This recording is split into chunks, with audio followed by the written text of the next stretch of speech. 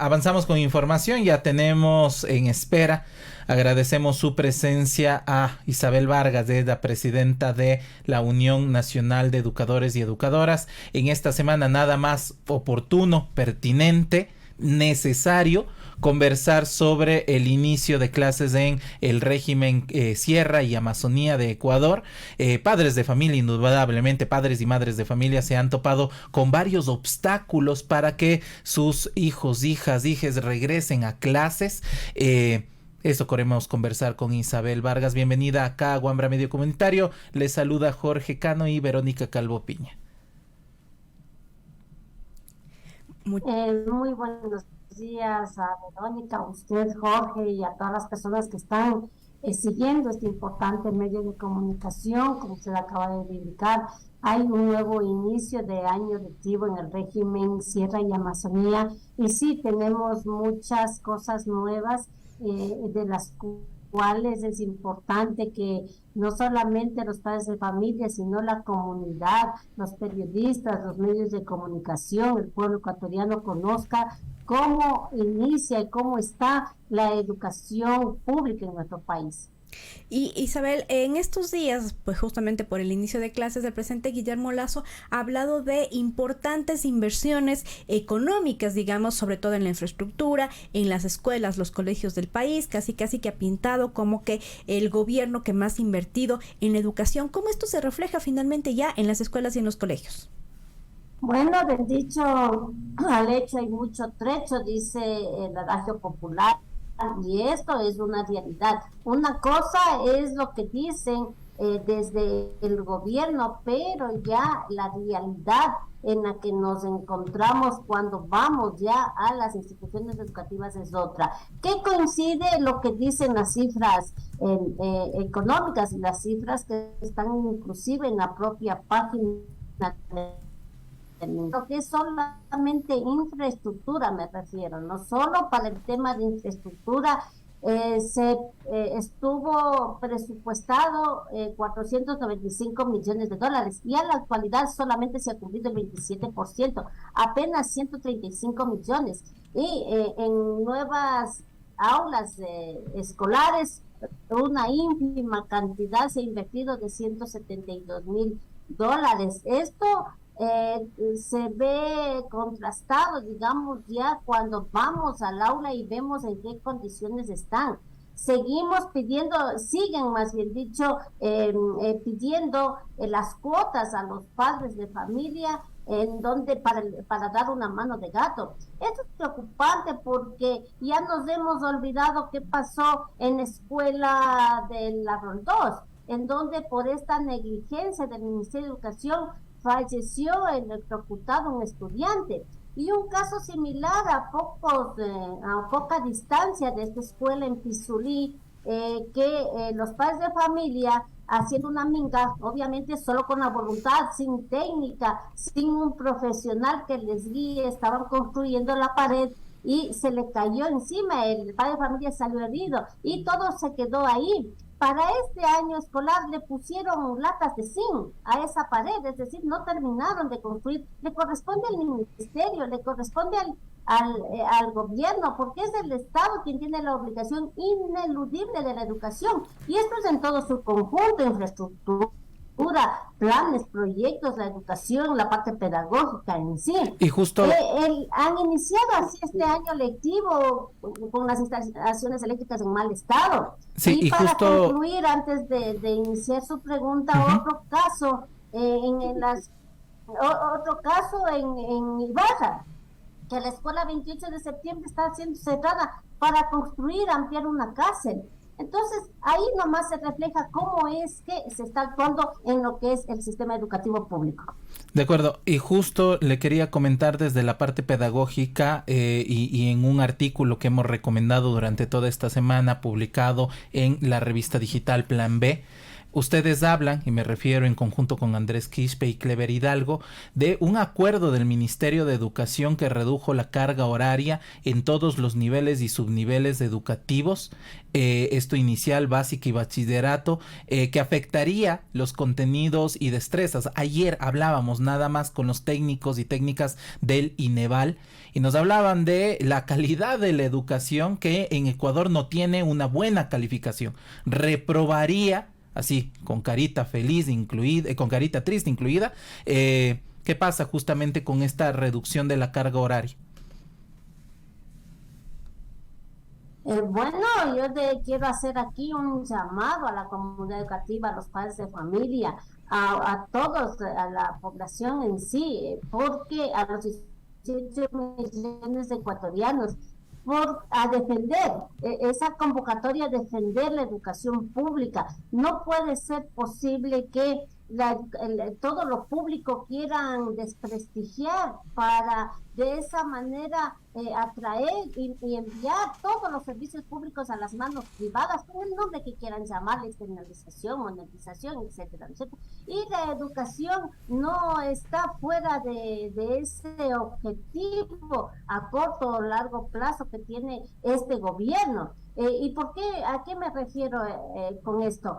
Que este gobierno es el que menos le ha aportado en inversión en educación en el plan, en el presupuesto general del Estado. Apenas el 3.11% le asignó para el año 2022, mientras que el promedio de los últimos 5 años era del 3.65%. Entonces partamos desde ahí. Segundo, no le quiso cumplir la revalorización docente, puso trabas a pesar de haber 3 sentencias de la Corte Constitucional. Y ahora la ejecución de la LOI se lo está haciendo perjudicando el interés superior del niño y adolescente. Aquí se habla de una nueva malla curricular elaborada desde el escritorio por tecnócratas que no aterrizan a la realidad. Estamos viniendo de una pandemia de 2 años en donde el teletrabajo, la irregularidad que ha habido entre la presencialidad y la educación remota. Tomando en cuenta, Jorge y Verónica, que en enero del 2020 ya la Asamblea Nacional le declaró en emergencia la educación. Con el confinamiento, con el COVID, eso realmente retrocedió una crisis que estamos, una crisis muy profunda que necesitamos sacar de adelante. Y justamente quiero referirme a las pruebas EBSE, a la que el INEVAL incluso ha publicado. Dice que el Ecuador ha alcanzado los mínimos y en muchos niveles, de acuerdo a la edad, incluso está debajo de los mínimos en lengua, en matemática, en ciencias naturales y sociales. Y a eso, esta nueva malla curricular, escuchen bien, se reduce de 35 horas pedagógicas a 25 en estas mismas materias.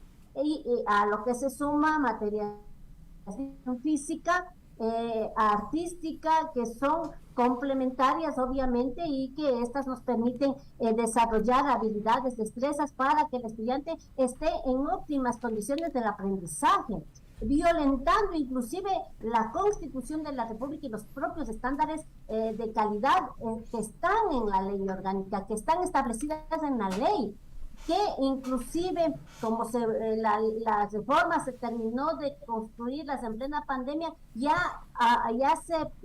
hubo una previsión justamente para el regreso a la presencialidad. Y esta malla curricular rebaja las horas pedagógicas, señores padres de familia. Sus hijos tenían antes 5 periodos pedagógicos para matemáticas, ahora van a tener 3.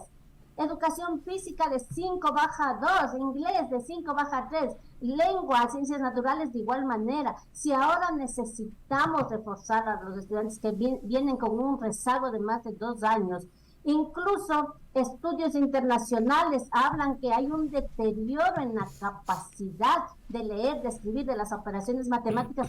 ¿Cómo el Ministerio de Educación pretende reemplazar esos periodos pedagógicos con proyectos complementarios? ¿Cómo? Claro que los proyectos complementarios tiene que haber una planificación, etcétera, pero no se puede reemplazar periodos pedagógicos con proyectos. Se me ocurre, que el estudiante es bueno para la música y se reúnen todos los estudiantes que tienen esta habilidad para la música. Pero resulta que no hay infraestructura, no hay una aula específica para la música y resulta que al propio padre de familia le va a tocar comprar la flauta, el triángulo, la guitarra, etcétera.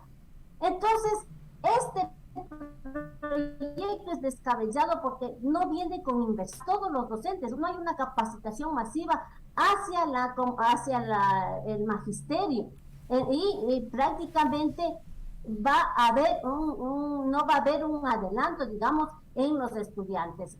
Esto es gravísimo, gravísimo. Además que justo en lugar de salir de la crisis, la vamos a ahondar más. Además que justo aparte de los temas que se está hablando, hemos recibido varios mensajes sobre la falta de cupos para acceder justamente a unidades educativas en los territorios o las comunidades cercanas. Nos sorprendía y no es broma.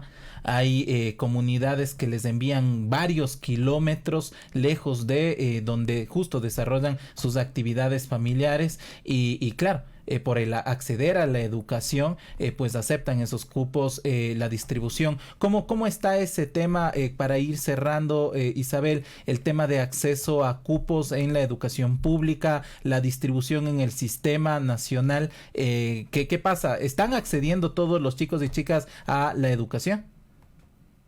Bueno, aquí ha habido un aumento en la población estudiantil de los que migraron y siguen migrando de la educación privada a la educación pública. Aparte de eso, el propio crecimiento de la población y no hay una infraestructura nueva como se acabó de indicar según las cifras económicas. Entonces esto significa que hay hacinamiento en las aulas, que no hay el mobiliario suficiente y les están enviando inclusive a los hermanos, se les está separando, enviando a escuelas muy distantes. Eso no se está cumpliendo por parte del Ministerio de Educación, que el derecho a la educación es para todos, es obligatorio. En la ciudad de La Tacunga son 100 niños que se les ha negado el cupo porque sus padres, al pertenecer al servicio militar,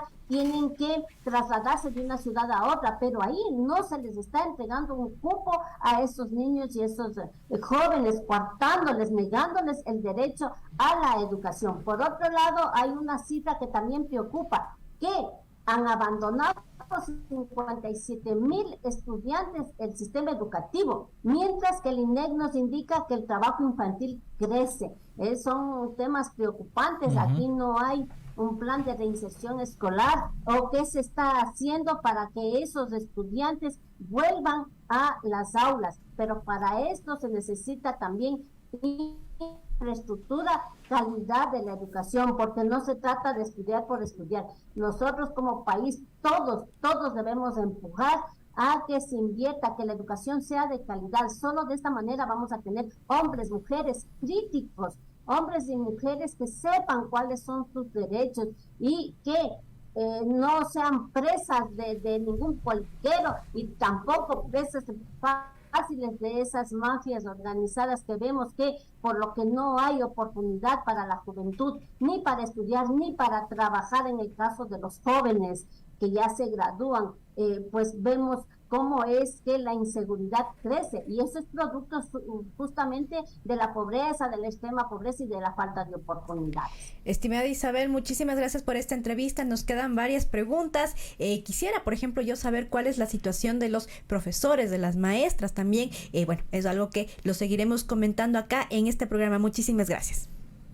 Muchísimas gracias a ustedes. De todas maneras, quiero dejar aquí en conocimiento que el 21 de septiembre saldremos nuevamente a las calles en defensa de la defensa de nuestro Instituto Ecuatoriano de Seguridad Social, en defensa de los servicios públicos y en contra de las privatizaciones. Muchísimas gracias a ustedes.